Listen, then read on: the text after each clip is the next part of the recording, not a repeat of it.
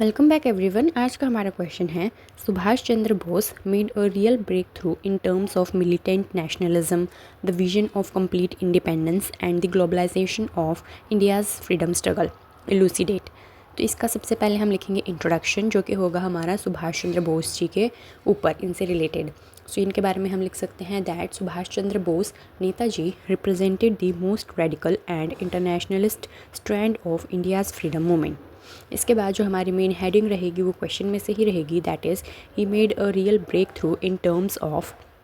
Already हमारे question में 3 points दे रखे हैं, सो इन 3 पॉइंट्स को हमें एक्सप्लेन करना है इनके अंडर और सब पॉइंट्स को बनाकर। तो पहला पॉइंट हमें जो दे रखा है that is the militant nationalism. इसके नीचे हम जो है 2 या 3 पॉइंट्स जितने हमें आते हैं हर एक के नीचे एक्सप्लेन कर देंगे, ठीक है। So first is militant nationalism, जिसके अंदर आएगा आपका advocated armed resistance against British rule unlike Gandhi's non-violence. Second is organized the Forward Bloc 1939 to consolidate radical forces. Third is believed only force can be countered with force, laying ground for militarized struggle. Second point is vision for complete independence. Question के अंदर में हमसे बोला है clarify करने को, elucidate मतलब clarify. सो इनका जो सक्सेसफुल रहा, इनका जो कंट्रीब्यूशन रहा वो तो हमें दिखाना ही है, लेकिन इनका कंट्रीब्यूशन पूरा कंप्लीट नहीं हो पाया, मीन्स कि पूरा सक्सेसफुली हम जो है ये फ्रीडम नहीं दिला पाए। तो उसके पीछे के कुछ कारण होंगे, चैलेंजेस रहे होंगे, लिमिटेशंस रहे होंगे, तो वो भी हमें इसमें एक्सप्लेन करना होगा 3-4 पॉइंट्स के अंदर। सो इसके अंदर में आएगा हमारा विजन ऑफ कंप्लीट इंडिपेंडेंस में वेंट बियॉन्ड डोमिनियन स्टेटस और gradual reforms demanding Sampurna Swaraj. And next is declared freedom is not given, it is taken. Third point is globalization of India struggle, formed the Indian National Army with support from Japan and Germany. Second is raised the slogan Dilli Chalo and declared the provisional government of Free India 1943 in Singapore.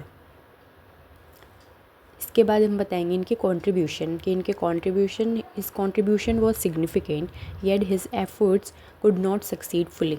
Number 1 is he depended too much on Germany and Japan.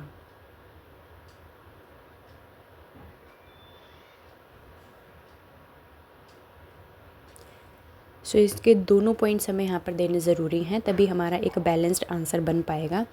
Fine. सो इनके contribution के साथ हमें इनका थोड़ा सा limitation या challenges जो इन्होंने फेस किया वो बताएंगे। Second point is his army INA had less support from common Indians inside India.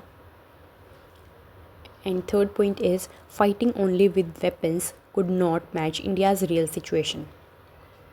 अब लास्ट में लिखना है हमें इसका कंक्लूजन में लिखेंगे नेताजी's legacy lies not in victory on battlefield but in igniting the fire of fearless nationalism.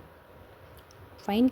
सो आज का यही हमारा आंसर है। इस तरीके के आंसर हम कई आगे आने वाले टाइम में करेंगे, जिसमें हम जो मेजर हमारे फ्रीडम फाइटर्स हैं उनका देखेंगे, ठीक है।